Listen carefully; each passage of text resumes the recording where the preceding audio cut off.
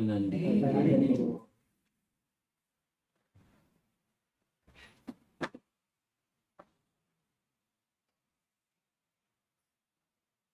He's a leader.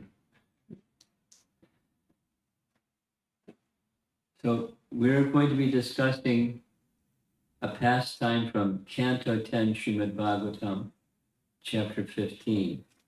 We touched on it yesterday, and now we're going to go into it much more thoroughly. In Vrindavan, there were two demons that Balarama killed. Krishna took care of the rest of them. And the two demons that Krishna killed were Dhenukasura, that's what the topic is today, and Pralambasura, which we're not going to discuss today. And towards the end, we'll have further discussion on the same topic that came up yesterday. Is there some special reason why Balaram killed these two and Krishna killed the rest? What's special about these two? And so I did some research, and the answer I gave is the standard answer, and then there's some embellishments. So we'll go forward. This pastime, according to Prabhupada's explanation, it takes place during Krishna's Bhoganda age. So very similar to Ram's Leela, where the childhood pastimes of Lord Ramachandra, Balakanda, Bala, childhood. And similarly, specifically from Krishna's pastimes, from his birth until the age of 5, that's his Bala age. And then starting at 6 up until 10, that's his Poganda age, 6 to 10. And then from 10 until he departs Vrindavan and goes to Mathura, that's his Kaishore age.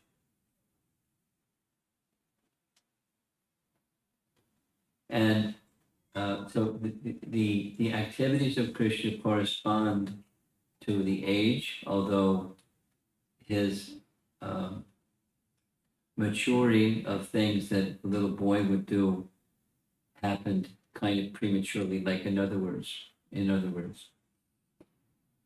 Krishna saw his father taking care of the cows.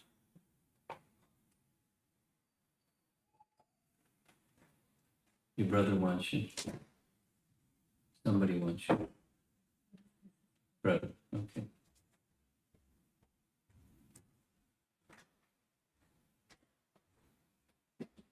When Krishna was very little, very, very little, he wanted to herd the cows.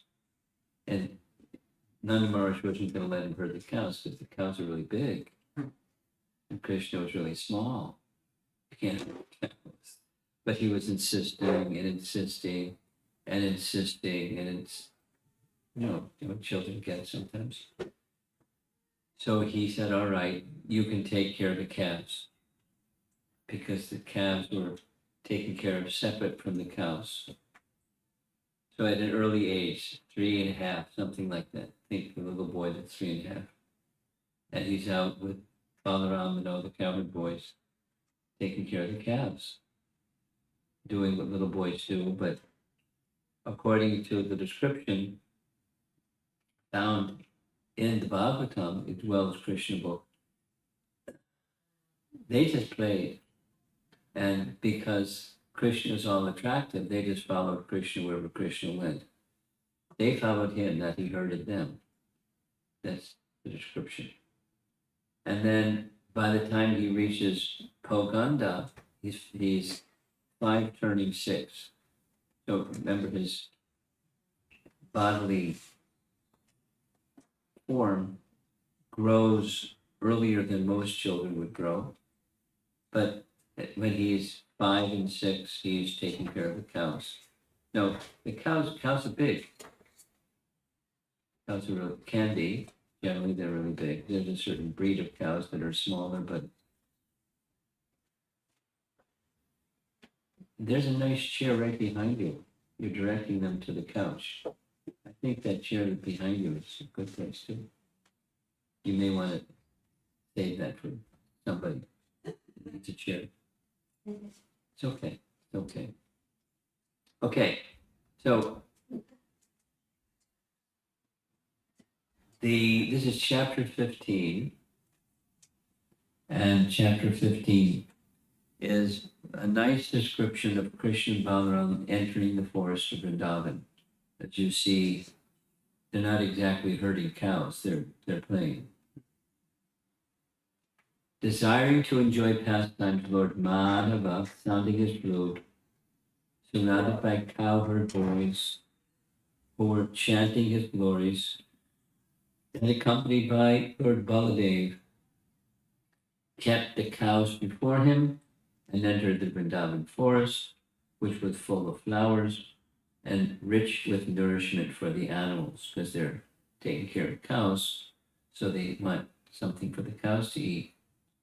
And some very nice paintings, Krishna's blowing on his bugle, and Balarama is completely glued to Krishna, and the cowherd boys are also just, they're playing, but they're enjoying being with Krishna.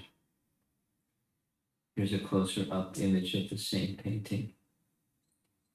The Supreme Personality of Godhead looked over that forest, which resounded with the charming sound of bees, animals, and birds, and which was enhanced by a lake whose clear water resembled the mind of great souls, and by a breeze carrying the fragrance of 100-petaled lotuses.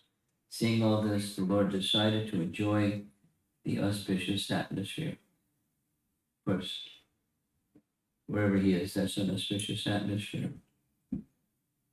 And now comes a little focus on the forest and the birds and the animals and Krishna's interacting. Here's a nice painting where Krishna's having a conversation with the birds. Not just parrots, but birds, because Krishna is the source of everything, which means he's knowledgeable in the language of all the living entities. He can have conversation with the cows, he can have conversation with the birds, he can have conversation with all the living entities, and they have deep affection for him. He has deep affection for them, and he finds himself surrounded by, there's detailed descriptions of not just cows, but so many animals in the forest, peacocks, and so forth. Now, when the cowherd boys were herding cows, they're doing all kinds of things, like we see here, swinging on swings. So there's certain places they stop during the day and they swing on swings. And another place, there's a well, and they call bad names down the well, and the echo comes back and they laugh. And then another one calls and the echo comes back and they laugh. And they're just like little boys, 6-year-old boys, playfully engaged in so-called taking care of the cows. And then there's this whole scene where you see behind Krishna and Balaram, there's a cowherd boy that's imitating Krishna standing, holding his flute. Because Krishna is at the center of everything for them. Then there's a nice description, very beautiful, charming description of Krishna looking around at the forest and seeing how, in his own way, how the forest, trees, and everything are offering their respect to Balarama. So here's how the Bhagavatam reads. The primeval Lord saw that the stately trees with their beautiful reddish buds and their heavy burden of fruits and flowers were bending down to touch his feet with the tips of their branches. Thus he smiled gently and addressed his elder brother. So his pastimes are worldly life. At the same time, he's the Supreme Person. So it's a combination of these two. The Supreme Personality Godhead said, "Oh, greatest of lords," he's speaking to Balarama, "just see how these trees are bowing their heads at your lotus feet, which are worshipable by the immortal demigods. The trees are offering you their fruits and flowers to eradicate the dark ignorance that has caused their birth as trees. O original personality, these bees must all be great sages and most elevated devotees of yours, for they are worshiping you by following you along the path and chanting your glories, which are themselves a holy place for the entire world. Though you have disguised yourself within the forest, O sinless one, they refuse to abandon you, their worshipable Lord." So you see the text number 10:15:6, and next is 10:15:7. O worshipable one, these peacocks are dancing before you out of joy. These doe are pleasing you with affectionate glances, just as the gopis do, and these cuckoos are honoring you with Vedic prayers. All these residents of the forest are most fortunate, and their behavior toward you certainly befits great souls receiving another great soul at home. So this, in other words,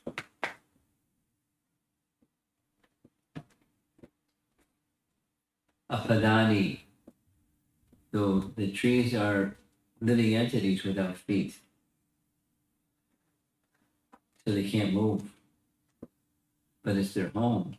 And so with what's their home, they're happy to receive and honor Krishna as he comes to their home. So that's the metaphor. They're offering all of their respect, bending down, offering flowers and fruits and everything that they have unto the feet of Balaram. That's how they're doing their hospitality program. This earth has now become most fortunate because you have touched her grass and bushes with your feet, and her trees and creepers with your fingernails, and because you have graced her rivers, mountains, birds, and animals with your merciful glances. But above all, you have embraced the young cowherd women between your two arms, a favor hankered after by the goddess of fortune herself. Now remember their age, but this is the language that Krishna is speaking. So they're a little precocious. They're, grown up for their age already. Sometimes, with a voice as deep as the rumbling of clouds, Krishna would call out with great affection the names of the animals who had wandered far from the herd, thus enchanting the cows and the cowherd boys. In other words, Krishna's flute is magical. There's a nice place in Vrindavan called Tirkadamba. And if you've been to Vrindavan and visited Tirkadamba, it's a nice place. I'll describe it for those of you that haven't been there. Tirkadamba is a place where Rupa Goswami spent a fair amount of time writing Bhakti Rasamrita Sindhu. And geographically, it's in between Nandagram. You look that away, there's Nandagram up on a hill. And you look the opposite way, and that's where Radharani was living with Abhimanyu, Jatila, and Katila, the so-called marriage of Radharani. It's often spoken of the so-called marriage of Radharani. It's a long story. So Tirkadamba is right in between. And when Krishna, their Kadamba trees are very tall, Krishna would climb up a Kadamba tree towards the top of the Kadamba tree, holding his flute, and with his flute, he would call the names of the groups of Nanda Maharaj's cows. Nice description. So he had 900,000 cows. Oh, lots of cows, 900,000 cows. And the cows were grouped according to their color, and some according to the shape of their head. There were a certain group of cows that had Mridanga-shaped heads. So there's a name for that group of cows. Another white cows, another black cows, other spotted cows, and so forth. And they had names. And Krishna would call the names of the groups of the cows with his flute. And as he would call the names of the groups of the devotees with his flute, it would move in unison, the whole group. They would come running, because cows running is funny looking, with their tails raised in the air and kind of slowly galloping to Krishna, because Krishna's calling them. They're just waited every day. They wanted to hear Krishna calling them. And then sometimes, deliberately, they wouldn't respond. And when they wouldn't respond, then Krishna called again. They were waiting for that. And then sometimes he would call the names of the individual cows by playing on his flute. And they were waiting for that. In other words, Krishna's flute is quite magical. It not only makes musical sounds, but it makes other sounds. And here, in this text from chapter 15, it's describing sometimes cows would wander from the herd. And he would notice, because he was aware of everything, he would call them by name. And how would he call them by name? By playing on his flute.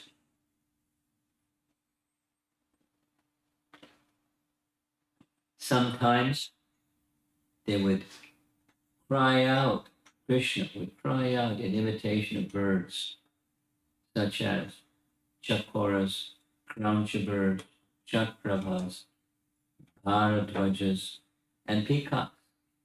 And sometimes you would run away with the smaller animals in mock fear of lions and tigers. You get the picture, just playful. In different childish moods. Although he's the Supreme Personality of Godhead, it's a type of rasa. We heard a little bit yesterday about his relationship with Balarama. There's among those who are his friends or Sakya, there's gradations. There's some that are older, as Balarama, some that are around the same age, and some that are younger.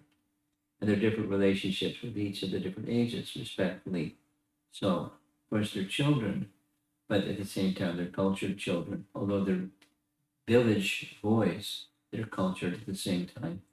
But they're very playful.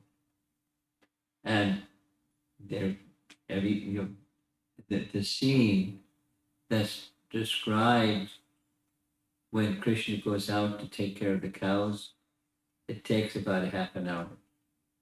Because Mother Jasoda wants to make sure his belt is on tight, and he wants to make sure, he calls him, she wants to make sure he has enough samosas in his lunch bag. And she wants to adjust his peacock feathers so it won't fall out. And being Mother Jasoda, he takes a couple of steps. May I go now, Mother? And she has a few more things to do.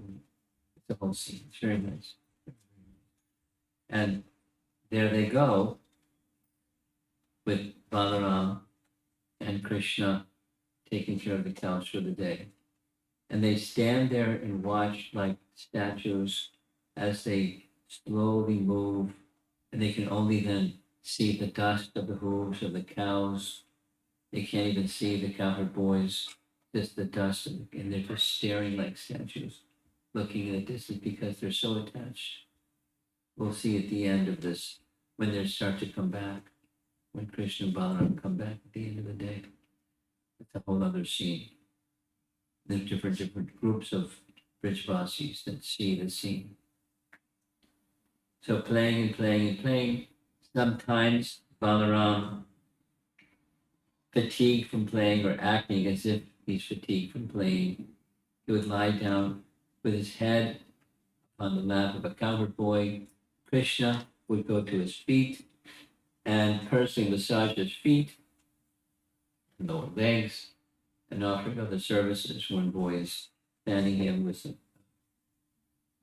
feather, could be a group of ferns, and they're just with one another very, very joyfully. Another nice painting. This is a BBT painting. Krishna would sometimes massage the feet of his elder brother, while the other cowherd boys are doing their thing, playfully being companions. And sometimes it's a role reversal. Krishna, after other activities like wrestling, he would become fatigued. And he would lie down at the base of a tree, resting upon a bed made of soft twigs and buds, and using the lap of a cowherd friend as his pillow. And sometimes Balarama would be the one massaging Krishna's legs and feet. And someone else would fan Krishna.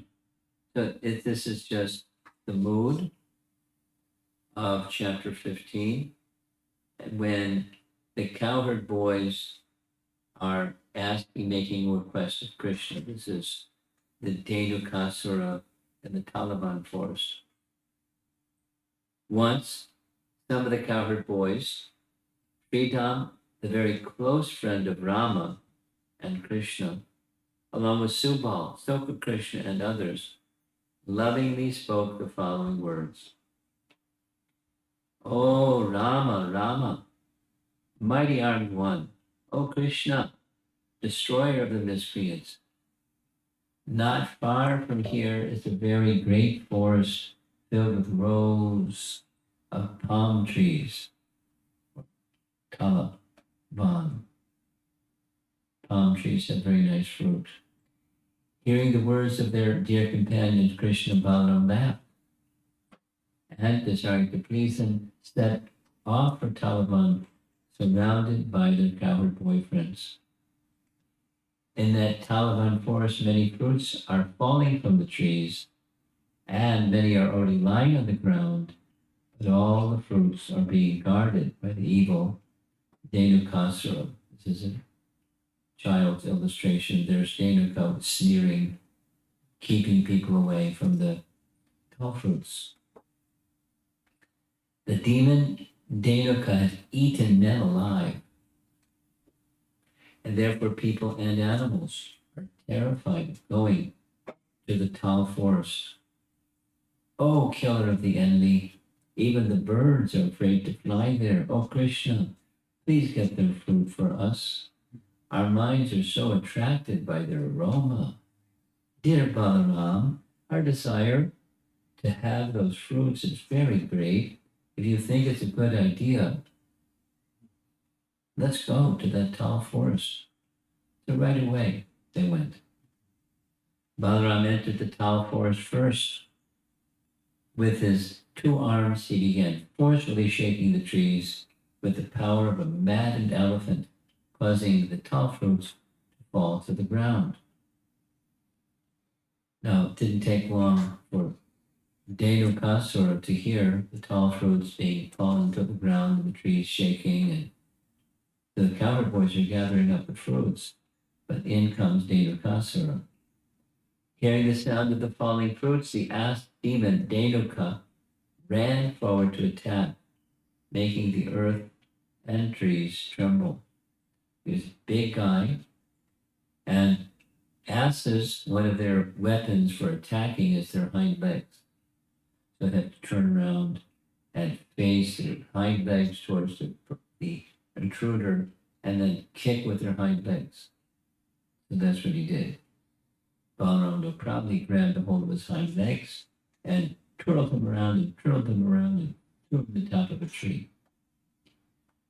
The powerful demon rushed up to Lord Baladev and sharply struck the Lord's chest with the hooves of his hind legs. Then Dhenuka began to run about, braying loudly. I got you. Moving again toward Lord Balaram, O king. This is Shukadev describing to Maharaj Parikshit. The furious ass situated himself with his back towards the Lord, then screaming in rage, the demon hurled his two hind legs at him. Now notice the drawing. Balaram with one hand, he's grabbing his rear legs or feet and tossing him in the top of a tree. Lord Balaram seized Dhenuka by his hooves, whirled him about with one hand, and threw him into the top of a palm tree. The violent whirling motion, wheeling motion, killed the demon. So he was killed just by round and around, and then tossed his dead body on the top of a tree.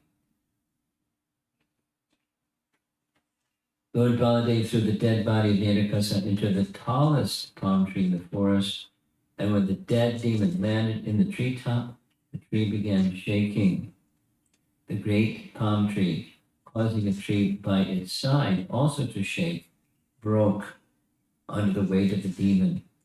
The neighboring tree caused yet another tree to shake, and this one struck yet another tree, which also began shaking. In this way, many trees in the forest shook and broke. So here, nice painting. Because of Lord Balaram's pastime of throwing the body of the ass demon into the top of the tallest palm trees, all the trees began shaking and striking against one another as if blown about by powerful winds. But Dhenuka wasn't alone. This is showing two demons, Krishna and Balaram, dealing with them. But you look in the back, you see there's an ass demon hanging from the top of a tree back there. And the cowherd boys are gathering up the fruits. The other ass demons, close friends of Dhenukasura, were enraged upon seeing his death, and thus they all immediately ran to attack Krishna and Balaram.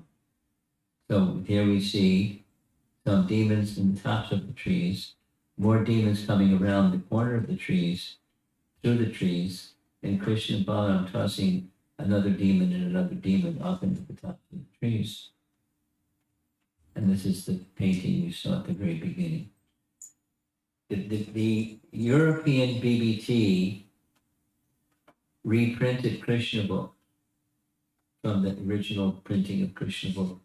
And they engaged European artists making paintings that were different from the original Krishna book. So that's what this one is. It's the European artists put in their Krishna book from the European BBT.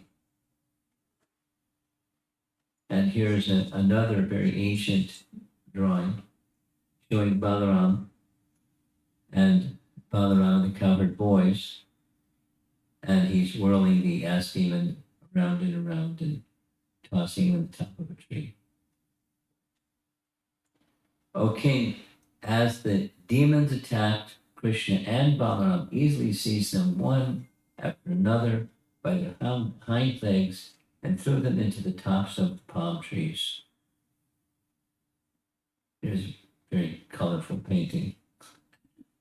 The earth then appeared beautifully covered with heaps of fruits and with the dead bodies of the demons, which were entangled in the broken tops of palm trees. Indeed, the earth shone like the sky, decorated with clouds. And there's more guys coming over on the left. No problem for Krishna and Balaram. By one, they were all finished. Hearing of this magnificent feat of the two brothers, the demigods and other elevated living beings rained down flowers and offered music and prayers in their glorification.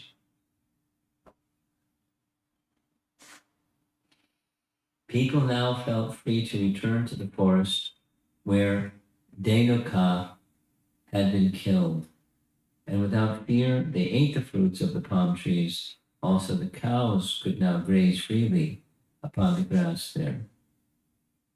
So when that pastime of killing Dhenukasura is complete, it's time for Krishna to go back to Braja, to the home of Nanda Maharaj with all the cows.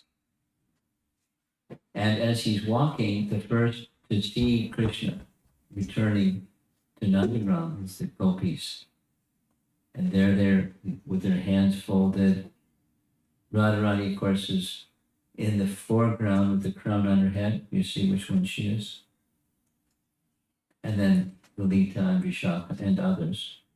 And there's the cowherd boys blissfully just following behind Krishna. With their bee-like eyes, the women of Vrindavan drank the honey of the beautiful face of Lord Mukunda, and thus they gave up the distress they had felt during the day because of separation from him. I mentioned briefly the departure. Of course, main persons involved were the elder gopis, headed by Mother Yashoda, but the younger gopis, they were concealing to some degree their affinity for Krishna, but they were in the scene also.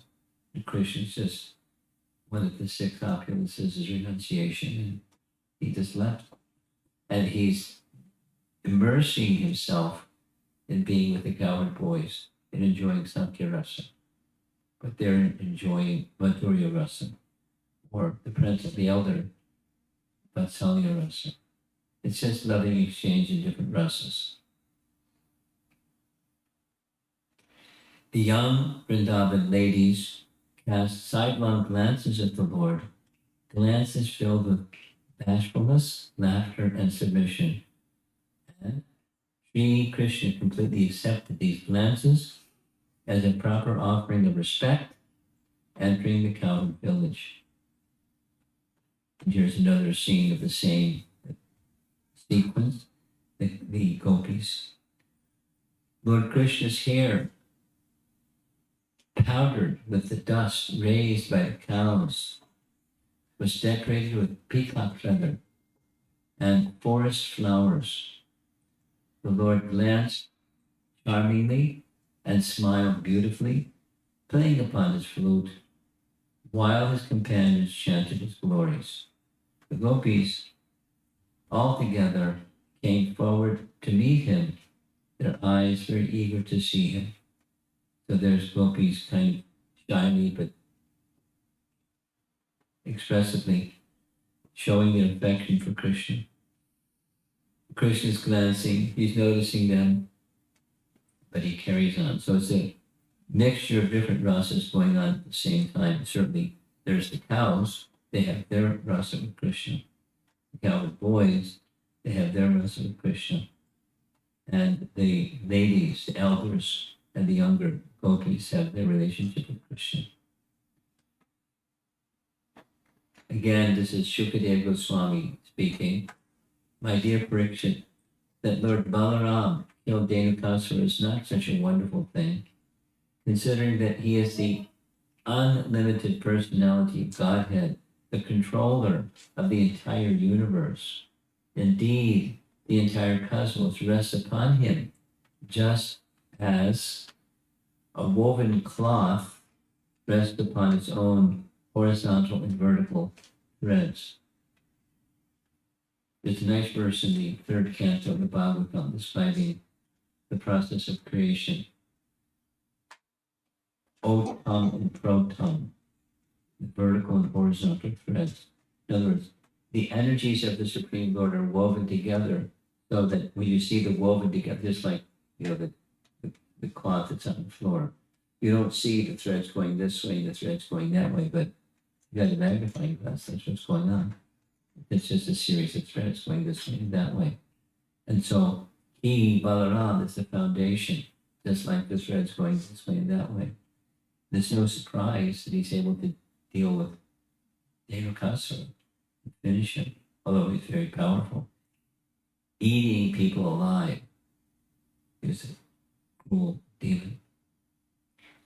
Then, put aside Sri Krishna, whose glories are most pious to hear and chant, returned home to Braja with his elder brother Balarama, Along the way, the cowherd boys, his faithful followers, chanted his glories. Now, you see what they're doing. They're just blowing on horns and waving cloth and singing and playing musical instruments. And they're just playfully, happily, joyfully engaged with the Supreme Personality of Godhead as their dearmost friend. And then he comes back for his evening meal with Nanda and Yashoda, pictured here.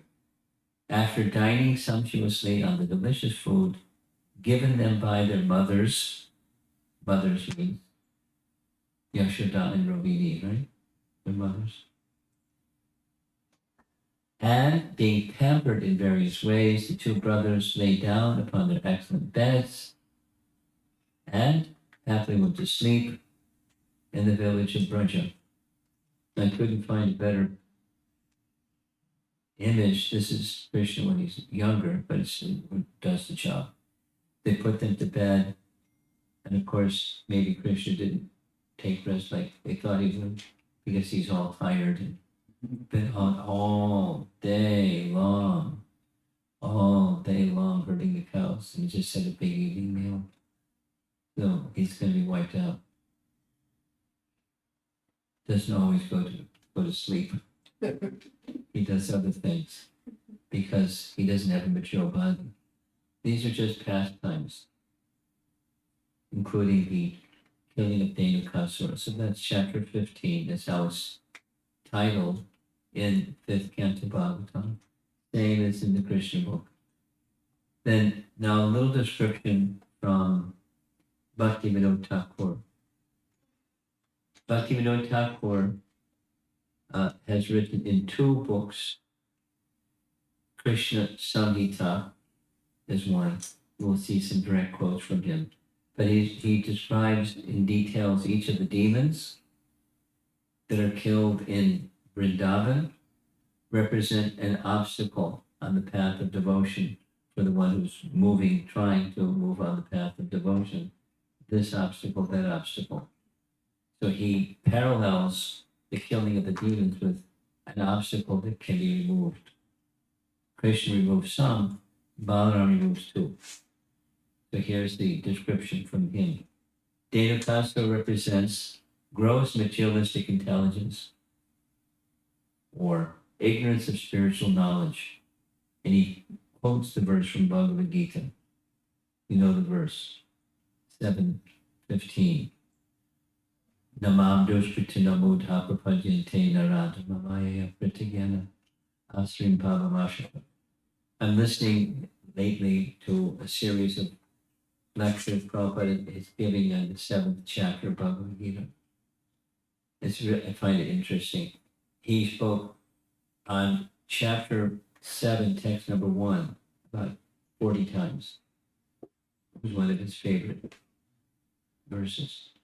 And he would consistently refer back to the last verse of chapter 6, and then you go again to chapter 7, verse number 1. It says, then verse number 2 and 3 and 4, like fewer number than the first verse, but in a lot of places, he likes that section. So here's 7:15, where some persons just don't surrender to Krishna no matter what. And they have these 4 characteristics. Miscreants, that's the general. Asarim pavamashita, grossly foolish, lowest of the mankind, knowledge stolen by illusion, and partake of the atheistic demons. Do not surrender unto me. So that's the Dhenuka obstacle. He goes on, this is Bhaktivinoda Thakur. The Maya Pratigyanis, that's taken from that 7:15 Bhagavad Gita, are those persons whose erudite knowledge has been nullified by the influence of the illusory material energy. The jnana, the knowledge, has been stolen by Maya. Maya aparita jnana.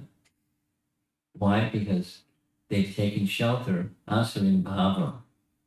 They've taken shelter of the Bhava, or Asura, of a demon. So Dhenukasura represents that mentality of Bhaktivinoda Thakur's explanation. They're mostly very learned fellows, great philosophers, poets, literati, scientists, etc., but the illusory energy misguides them, and therefore they disobey the Supreme Lord. There's a scientist in his laboratory and he's inventing sandwiches. Peanut butter and jelly looks like. And the one down below, you recognize who that is, right? Charles Darwin. You know, the evolution of the eye and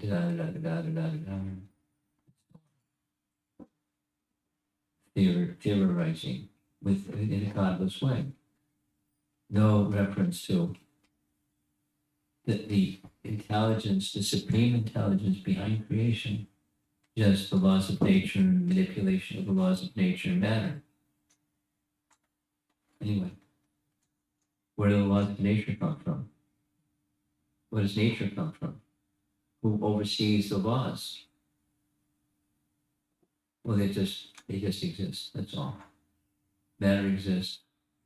Anyway, they have different explanations. The mudhas, that verse 7:15, are those who are grossly foolish, like hardworking beasts of burden, like the donkey, like Dhenuka. They want to enjoy the fruits of their labor by themselves, and so do not want to part with them for the Supreme. So anyone that came into the tall forest, Dhenuka would chase them away or eat them, because he didn't want to share the tall fruits with anyone. How many tall fruits can a Dhenuka and a donkey eat? The typical example of the beast of burden is the ass. The humble beast is made to work very hard for his master. The ass does not really know for whom he works so hard day and night. He remains satisfied by filling his stomach with a bundle of grass, sleeping for a while under fear of being beaten by his master, and satisfying his sex appetite at the risk of being repeatedly kicked by the opposite party. So that's the ass. What's the word? Model or symbol. So here's Bhaktivinoda Thakur's writing. Here's the Krishna Samhita. This is cut and paste. Of course, he wrote in Bengali. This is the English translation of his Bengali writing, but there's a number of Sanskrit words.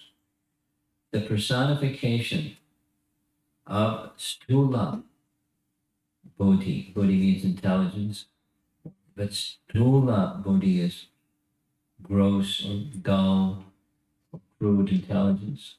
The personification of such a person who prohibits access to the tall fruits. So he gives this, he doesn't give this explanation. The translator has iced apples, tall fruits, iced apples. In understanding Vaishnava Tattva and Siddhantas, it is extremely important to have subtle intelligence. Those individuals who form a group and then partially propagate that one single undivided Vaishnava Tattva by breaking it down into smaller pieces are said to have crude intelligence.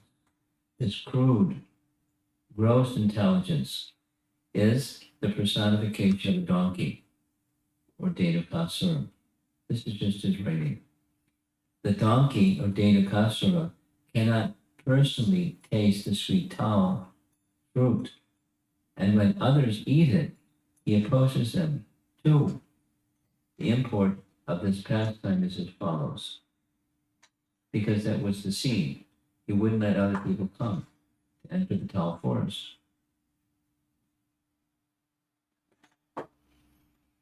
For the benefit of Vaishnavas who belong to a sampradaya, there are many transcendental literatures written by the benevolent previous acharyas and those individuals who possess crude, gross intelligence neither understand such literature themselves nor allow others to see such literature. Those devotees who follow Vaidhi Bhakti,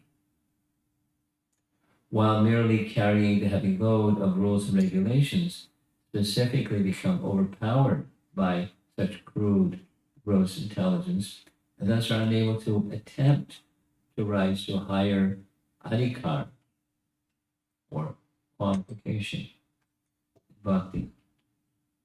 It's very clear, isn't it? What he's expressing. It's a dull intelligence. And persons with dull intelligence can't understand that which requires subtle intelligence. So they make obstacles for people with subtle intelligence to pursue the higher understanding. However, Vaishnava Dharma is such that it contains unlimited depths of progress within it. But individuals who simply remain attached to Vaidhi sections of bhakti and are unable to experience raga bhakti, tattva, are inadvertently comparable to ordinary fruitive people who delight in karma kanda. Thus, without killing the donkey like Dhenukasura, or in one's own intelligence, one cannot attain progress in understanding true Vaishnava tattvas. So what did he just write here? There's stages of bhakti, according to Rupa Goswami. There's 3 stages: sadhana bhakti, bhava bhakti, and prema bhakti. The goal is prema bhakti.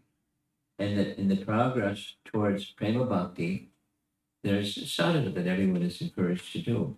But the essence of sadhana bhakti is not just the rules, it's the purpose of the rules, the purpose behind the rules. It's not just for example, how many circles you wave the incense and, ringing of the bell while you're waving. It's not just the procedures or the rules of regulated bhakti and Vaidhi bhakti. It's the purpose of making an offering that's for something that we have received and giving that something that we have received to the source from whom we have received those things. Sacrifice to the Supreme. That's the purpose of regulations. And then, what he's mentioning here is there's a stage in sadhana bhakti, in the raga stage of bhakti. And the raga stage of bhakti has spontaneity to it that places less emphasis on the regulations. It doesn't ignore them, but less emphasis on the regulations and more emphasis on the spontaneous nature of loving service to Krishna. And then there's Rupa Goswami gives descriptions of raga bhakti. So he's writing about it right here. And Dhenuka is the persons who block or they try to prevent persons from entering into that. Of course, one needs to be qualified to enter into such an elevated stage of devotion practice. But if they're discouraging or harassing or troubling some way or another, that's this dull intelligence that he's speaking about. That's not so wholesome, not helpful. Imitation is not helpful, and blocking others who have that nature is not helpful. That's what he's writing. Now that's Bhaktivinoda Thakur. We don't hear Srila Prabhupada writing about that, something like that so much, but he's our Acharya. and he's written a whole book on the topic. And some of you may or may not know, Bhakti Chaitanya Maharaj has written he spoke at length and wrote a whole publication on same thing as what Bhaktivinoda Thakur has written, that is the killing of the demons in Vrindavan. I just had a conversation today with Urmila.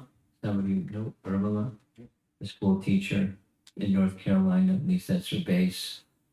And she's a well-educated lady, a well-read lady. We had some discussion on this particular topic. And we reminded each other of the course that Bhakti Chaitanya Maharaj gave and the writings that he made on the Krishna's killing of demons in Vrindavan, and how that narration, hearing the narration and Krishna doing, as well as Balaram doing, is to help one overcome obstacles on the path of bhakti. In specific pastimes, specific obstacles. And overall, remove all obstacles, because that's what Krishna does. He kills demons, but he's helping sadhakas overcome obstacles inside of the bhakti. Isn't that nice? So this is Bhaktivinoda Thakur. This is what this question came up yesterday. So here's the answer again. Bhaktivinoda Thakur identifies both Pralamba and Dhenuka. Dhenuka is the Tamagun representative, and Pralamba is the Rajagun representative, and ties them to the Guru principle. That is, why is it Balaram killed those two and not all the other demons of Vrindavan? Because it's tied to the Guru principle. That was the answer I gave you yesterday. There was a question yesterday for those of you that may not have been with it. Is there some reason why, out of all the demons that were killed in Vrindavan, Balaram killed these two and not others? Why Krishna had Balaram take care of these two, not himself? And it's tied to, in Bhaktivinoda Thakur's answer, it's tied to the Guru principle. That is, if you read Chaitanya Charitamrita, or when you read Chaitanya Charitamrita, Adi Lila chapter 5,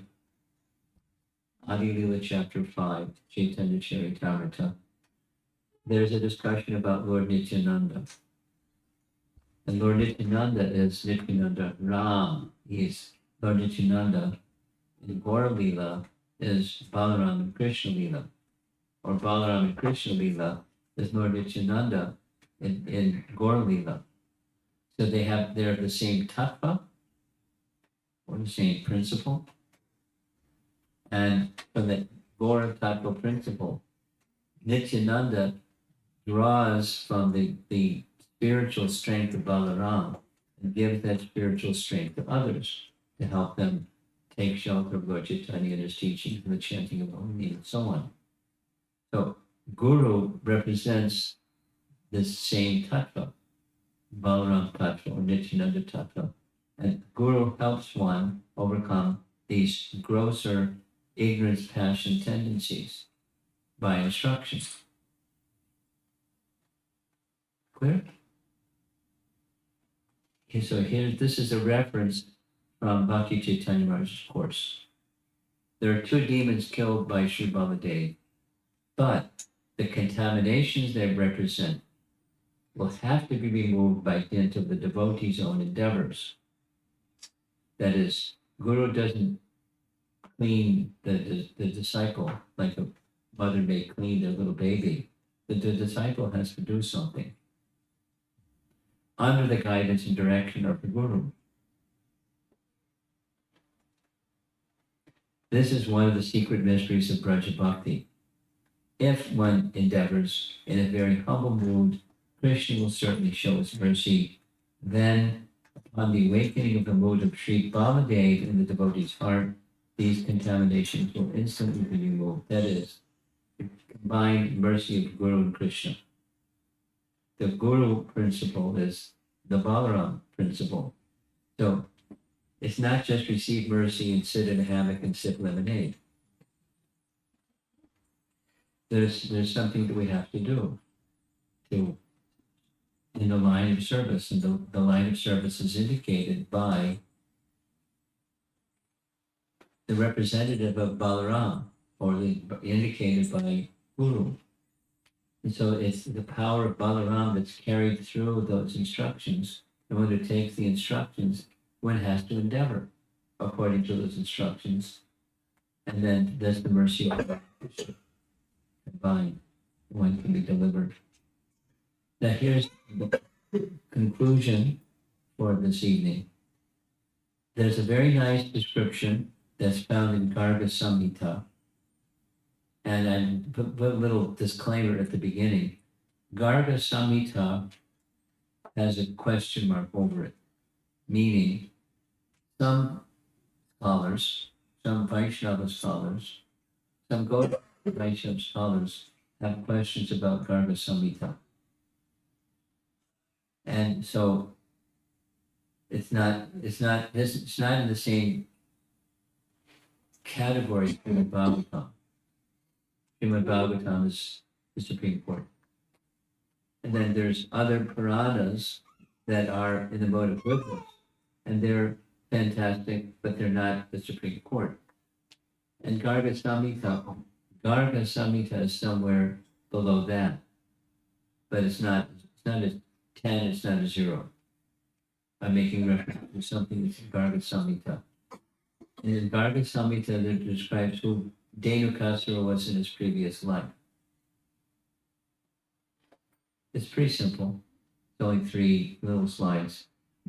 He was the son of Bali, King Bali. Excuse me. He was the son of Virochan, who was the son of Bali.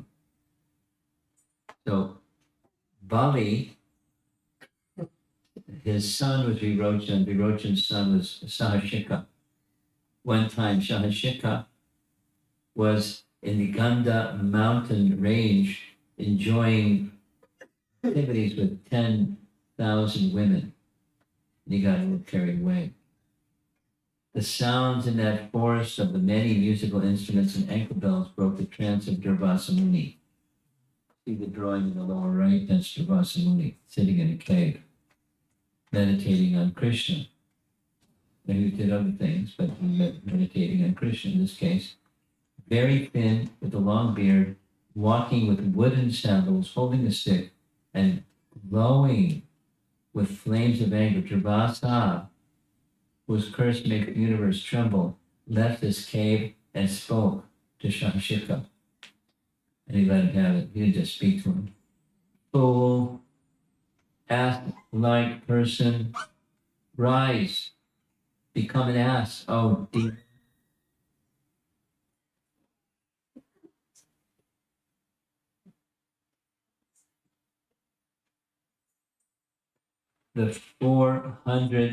After 400,000 years, in the transcendental circle of Mathura, in the sacred forest of Talavan, you will attain liberation by Lord Balaram's hand. So this is being narrated by Narada Muni, who says, because the Supreme Lord had given Prahlad a benediction, your descendants will not be killed by me. Krishna arranged that Dhenukasura was killed by Lord Balaram's hand. Got it? That was good. No, it's not Srimad Bhagavatam, it's not the Satvik Puranas, but it's an authority that gives some descriptions, so we're giving different weight to that description. But it's a nice description. One of the reasons, one of the explanations why Balarama was given the privilege of killing Dhenukasura, because of Krishna's promise, because the personality of God has promised that he wouldn't kill the descendants of Prahlad Maharaj. So that's a continuation of our discussion from yesterday. No, because there's a nice assembly here. I was asked 2 questions that I was going to research, And one of the questions was, Giri Bhattacharya wanted to know something along the lines of, we hear so much about in Krishna's Leela and Braja, of Yogamaya makes arrangements this way, that way, including Balaram. This question particularly was, Balaram was absent during certain pastimes. Balaram was covered by Yogamaya, so he didn't know that Krishna manifested himself as cowherd boys for one whole year. And then towards the end of the year, Yogamaya curtain drew back, so he started to see things he couldn't see because Yogamaya curtain was blocking him from seeing, and then he started to put two and two together, and then he understood what a wonderful pastime Krishna was performing.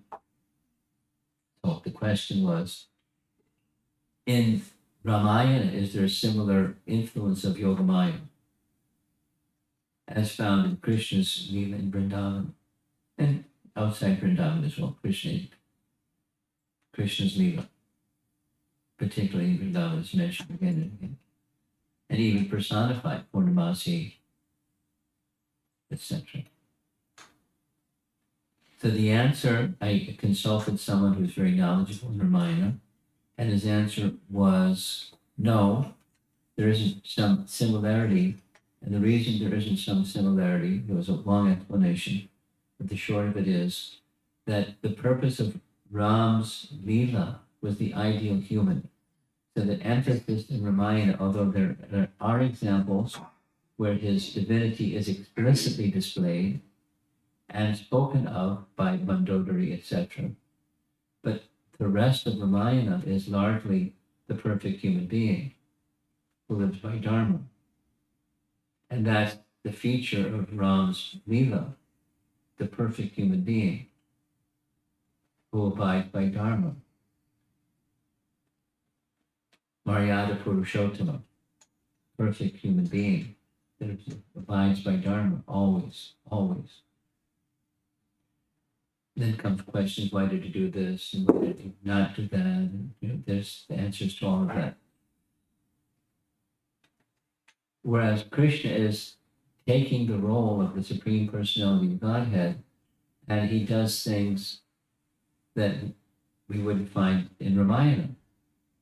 He's exhibiting rasa in very, very, very wonderful ways that seemingly contradict worldly standards of Dharma and how people conduct themselves, and so forth and so on and so forth and so on. The purpose and the mood of Krishna's Leela is different. And therefore, circling back, no, there's not a comparable emphasis or personality or feature of the explanation of how the pastimes of Lord Ramachandra unfold, specifically guided by Yogamaya. Now, is there Yogamaya? Absolutely. Because Yogamaya is the Lord's pastime potency, but the pastime potency is more in the line of the ideal human and not the same as Krishna's pastimes. That's the answer that I was providing. I think it's nice examples. You can share that with others if you want to, with the examples and so on. There was another question that I didn't get a response to yet. Well, yeah, I said I would research further about the Dhenukasura, so I've already done that this evening. Another question came up that I said I would research further that I'm personally interested in, and I didn't get a response yet. What were the circumstances surrounding Lord Balaram giving lessons in fighting with the club to Duryodhana? There's a verse, Canto 10, Chapter 57, Text 26. This is my research. There's a verse, there's no purport in the BBT publication, but Balaram was visiting in Mithila Balarama was visiting in Mithila because the king of Mithila was very devoted to Lord Ramachandra. Now this is not Janak because it's a different period of time, but one of the kings of Mithila was particularly very devoted to Balarama. So Balarama went and spent a few years, according to 10th canto, chapter 57 of the Bhagavatam, in Mithila. And while he was in Mithila, just says, Duryodhana took the opportunity to spend time with Balaram, and there Balaram trained him in fighting with a club. So there must be, I'm assuming, there must be more detailed explanation. So I asked two devotees. One is Sri Dayananda Maharaj, and the other is Krishna Dharma, who wrote a book on Mahabharata, a summary of Mahabharata because it's too big. So I'm waiting for responses. When I get a response, I'll let you know what they say, if they answer. I hope they answer. So I can then share it with you. And then, there's other sub-questions. When Duryodhana was in Mithila with Balaram, were there other Dhanurved or military skills taught by Balaram other than fighting with a club? And what were the circumstances of Balaram's training Bhima similarly? So hopefully I'll get answers. So maybe I can look it up because I spent time in ways that I know how to look things up, and I couldn't find any answer to those questions. So that I'll let you know the more knowledgeable people, specifically absorbed in Mahabharata, will have answers to those questions. I saved that to the end because now everybody's here.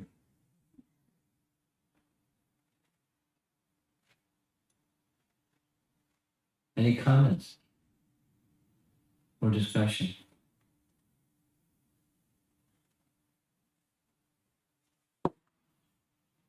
Just raise your hand because you have a microphone if you want to discuss something.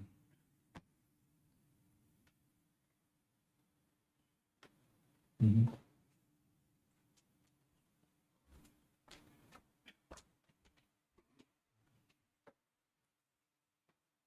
Krishna Maharaj. Oh.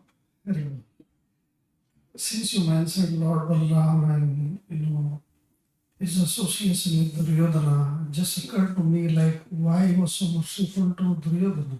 That was our topic yesterday. You weren't with us yesterday, were you? No. That was our topic yesterday. You're hitting the same topic. Here's what I said yesterday. Balaram is merciful, right? Duryodhana is calculating, right?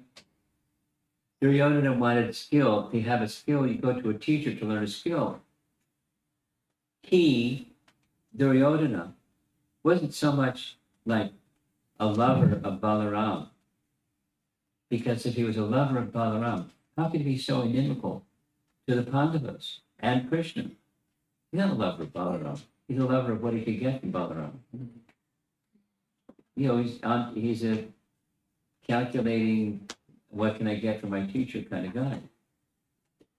And I use it the way that I want to use it, not the way that my teacher would want me to use it. So, and Balaram is merciful. So Duryodhana came and sure, I'll be your teacher.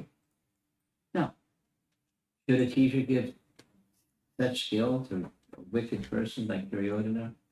Balaram was very liberal. Balaram could have smashed him with his own club, but he was very liberal and taught him. That was the explanation yesterday. So I wanted to get a more thorough, circumstances and some of the more refined details. And when we get it, we'll share it with you guys. If I get it. I checked with a couple people that I thought might know. Irmela was one. I thought she might know. She didn't know. She suggested these two sources. Okay? Thank you, Maharaj. Okay.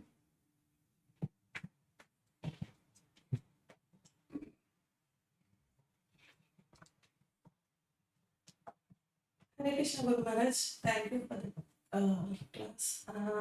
I have doubt, Guru Maharaj, Dhenukasura and Pralambasana killed by Baladeva, right? Yeah. Dhenukasura in his past life, he belonged to King Bali family. Well, that's from Garga Samhita with a qualifier, a disclaimer qualifier. Okay. Is Pralambasana belong to King Bali family? Is there any past life? Yeah, he's in the family line, isn't it? Okay, so that's the answer. Thank you, Guru Maharaj. Okay. Go ahead. Hare Krishna. We understood is the materialistic knowledge is can be removed through Guru. The obstacle of, Obstacle. not materialistic knowledge. You don't have to, erase everything that you learned in college about IT or something. It's just attachment to that in the atheistic way. That's the problem. Thank you, Maharaj. That is correct. Did that answer your question? Yes. Okay. Thank you.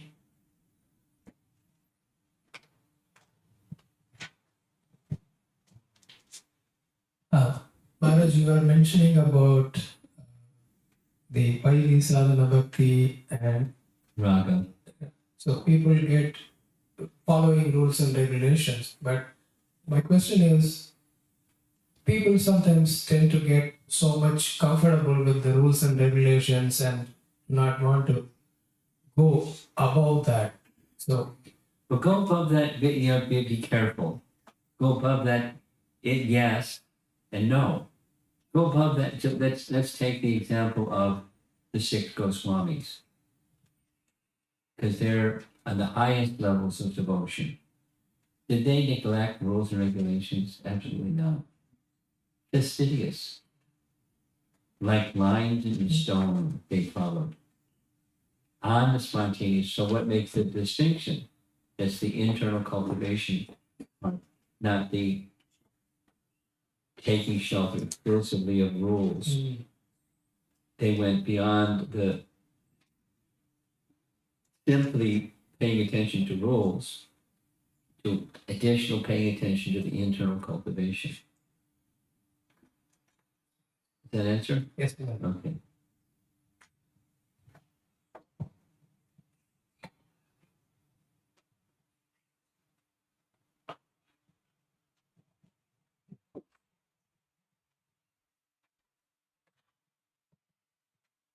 Guru Maharaj, just before my surgery, Just before what? my surgery, Yeah, before your surgery. in the hospital room, there was Raghunavan Prabhu, Sankeetan Prabhu, and Lakshman Prabhu. So we were discussing 325-25 Sadhana Prasanga Namaviri Samhita. So there, one point came that the affectionate attachment to the sadhu is what will make the devotion perfect. I'm just paraphrasing what Lakshman Prabhu told. So, on this point of from why the sadhana bhakti to raga, I feel that's a very key propelling point. Attachment to What's the word key? What point? What's the adjective? propelling? Proper link? Propelling. PRO. Propellant? Propelling. Propelling. Okay. I'm listening. So, What's your point? so when the attachment is there, isn't that also wants to follow, make us follow the rules? You're raising the same question he was raising, isn't it? Yes. We don't neglect the rules. The idea of going to Raga Bhakti isn't you trash the rules and put it in the garbage can and move on. That serve my purpose to you guys later. That's not what it means. What does it mean? That's not what it means. You continue the vidhis of sadhana bhakti, and you go a little internal, specifically becoming a meditator on those persons who are the eternal associates of Krishna, the ragatmika bhaktas, and you become a follower, internal, while doing the vidhis of sadhana bhakti, the internal cultivation of that mood of the eternal associate of Krishna, or one who is absorbed in those individuals, like the six Goswamis, who are absorbed in that level of bhakti, and so becoming an intimate admirer and follower and rememberer of those persons. The vidhis say, and that's an added dimension or feature. Now, does that answer your question? Yes. So sometimes mind, wants to say, think about what Krishna is feeling, and But what's your capacity to know what Krishna's feeling? It's beyond your capacity. so if some devotees are explaining like that, Well, anybody can do anything and say anything. But it's not just some devotees. Here's Bhakti Siddhanta Saraswati Thakur. Very simple. Very simple. Too simple. Because most people are complex and they don't like too simple is too simple. So it's so simple. Just hear the holy name. And when you hear the holy name, all those things become manifest spontaneously. There's no need to cultivate externally or extraneously or artificially. That everything is within the holy name. Just hear the holy name, and everything flows from that. If you're not hearing the holy name in that way, it's the other is just smoke. There's no fire, it's just smoke. It may look like fire, but it's not fire. So, some devotees say.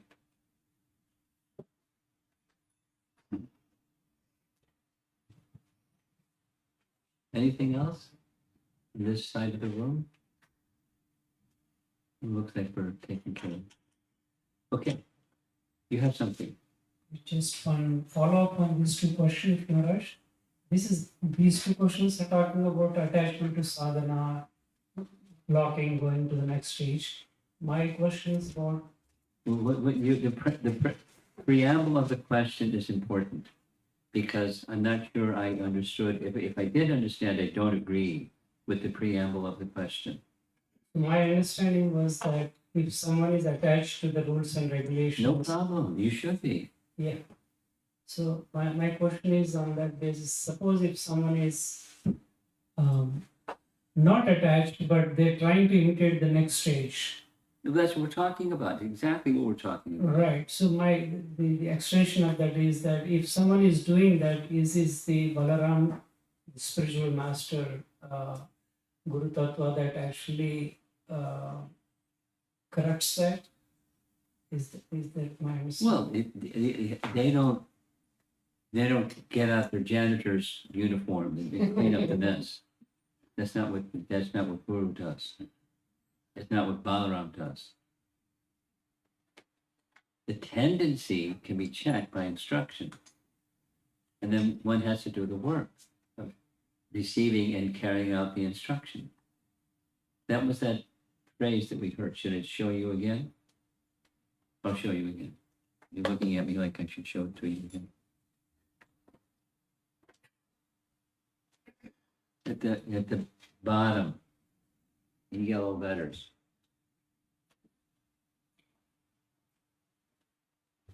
The contaminations they represent will have to be removed by dint of the devotee's own endeavors. What's that endeavor? instructions of the Guru and follow them.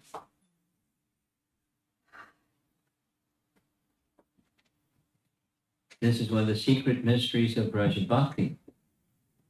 If one endeavors in a very humble mood, Krishna will certainly show his mercy. One has to be eligible to receive Krishna's mercy. And that's by taking the instructions and endeavoring according to the instructions. Then, upon awakening to the mood of Sri Baladev in the devotee's heart, Baladev will similarly is going to help. But it's the instructions is the guru tattva principle, and the guru tattva principle is you're in this difficult situation, you're drowning. Someone throws you a rope. Grab onto the rope and hold the rope as you're being pulled by the force of the instruction, because you're endeavoring to follow the instruction. That's how the obstacle of, in this case, ignorance or passion, gross ignorance and gross passion can be overcome. You go back to the other thing he said. This requires subtle intelligence, not gross intelligence. Gross intelligence can't understand this. Subtle intelligence can understand it. How do you get subtle intelligence? You get instructions and you follow them.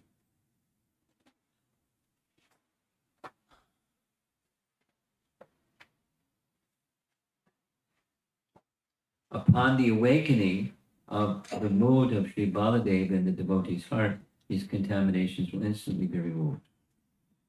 But that's the force of the descending mercy of Balarama, is one has taken the instructions to heart and then living by it.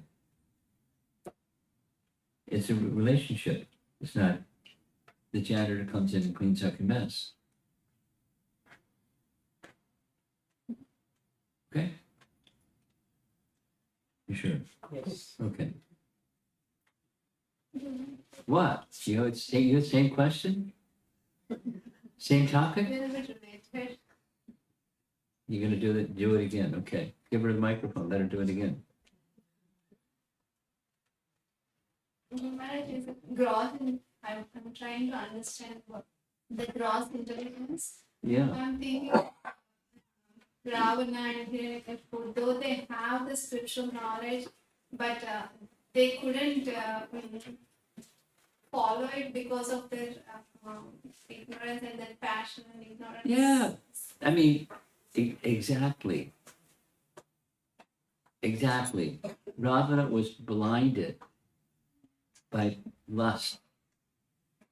Not, I mean, certainly Sita was the main object of his lust. And that's what Kumbhakarna said to him. The good advice that you received from Vibhishan and your wife, Mandodari, you didn't heed it. And so now you're in this big difficulty. You're a fool. We said to him, you're a fool. But in lust, anger, and greed. So these enemies, someone's got beans in the ears, they can't hear. And even good instruction. That's Tula Buddhi. Dull intelligence is made dull by the lure of becoming the enjoyer of the property. And one doesn't want others to be the enjoyer. You just keep others away. That's Dhenuka. Then even in the field of bhakti, where one doesn't want others to go to this higher stage of bhakti, by, although it's scripturally indicated very clearly, someone doesn't like it. And they, do things to get people to stop or be, vilify or, make problems. It's subtle, one has to be qualified, one can't just cosmetically pretend. So what's the qualification? It arises naturally. It's, it arises naturally from hearing the holy name. That's it. Very simple. And what's the symptom? There's symptoms. There's symptoms of no longer being attracted by matter and increasingly, exclusively attracted to hearing the topics of Krishna and hearing Krishna's name endlessly, tirelessly.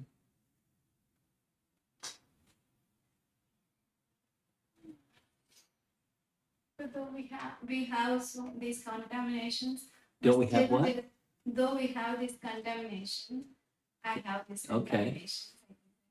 Then still just following the process Yes. helps us. Yeah.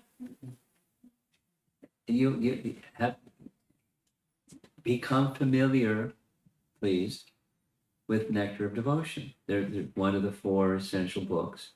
Become familiar with Bhagavad Gita and become familiar with Nectar of Devotion. And then follow it. That's the instruction coming from Balarama. To remove the ignorance. To then take subtle. So I don't understand it all right away. That's okay. This is what Prabhupada said. This is 1970. Summer of 1970. That's a long time ago. Long time ago. Count the number of years. How long ago? Nectar Devotion was published. And he wanted us to have a 3rd class every day. Morning, evening, now 3rd class. The 3rd class was Nectar Devotion. And his teaching, his instruction was, if you don't understand it, read it again. If you don't understand it after reading again, read it again. And keep reading it and keep reading it again and again until finally you'll understand it. So there's my advice to you. What's in that Nectar Devotion that is so important for us? Even the first 19 chapters, how to do sadhana bhakti properly. And it includes the spontaneous raga nuga bhakti as part of sadhana bhakti. So what does it look like? Where does it fit? What is it? It's not like hurry up and go there, but it's part of what's enjoined for us. Because Lord Chaitanya came to give Prema Bhakti, and there's stages to get to Prema Bhakti. Is it possible? The answer to this question is yes. Is it possible to just stick with Vaidhi Sadhana Bhakti and come to Prema Bhakti? Yes. And the type of bhakti, the type of love or prema, will be a different type of love than the love of Krishna in Vrindavan. Because the love of Krishna in Vrindavan is with an understanding of the special madhurya or sweetness of Krishna. So when we read Krishna book or hear the purports that explain the pastimes of Krishna, we're here. It's beyond simply regulation. It's a different type of love.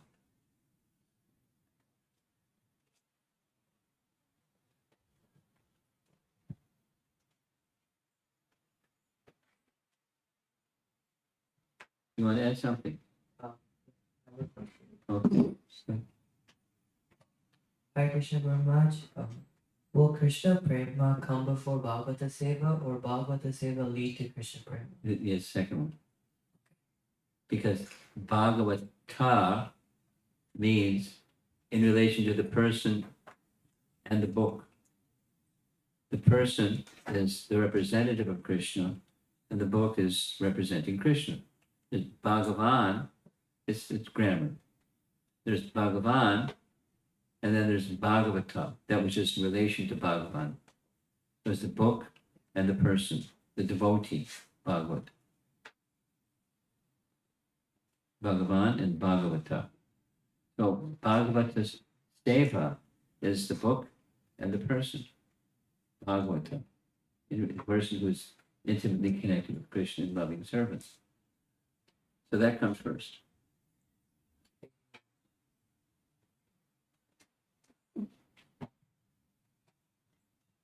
Guru Maharaj, I didn't get that one point where Dhenuka is kind of miserly.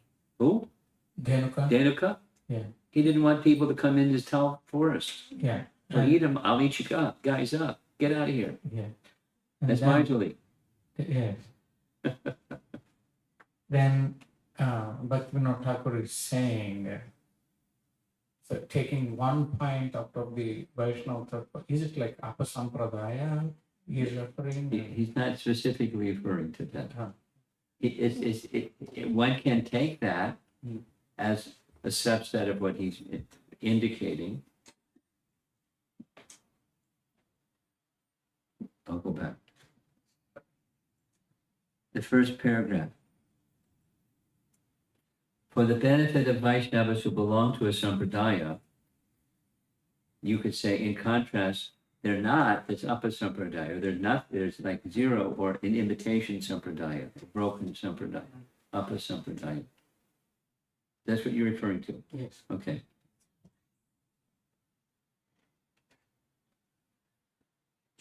Okay. Srila Prabhupada ki. Is it Prabhupada?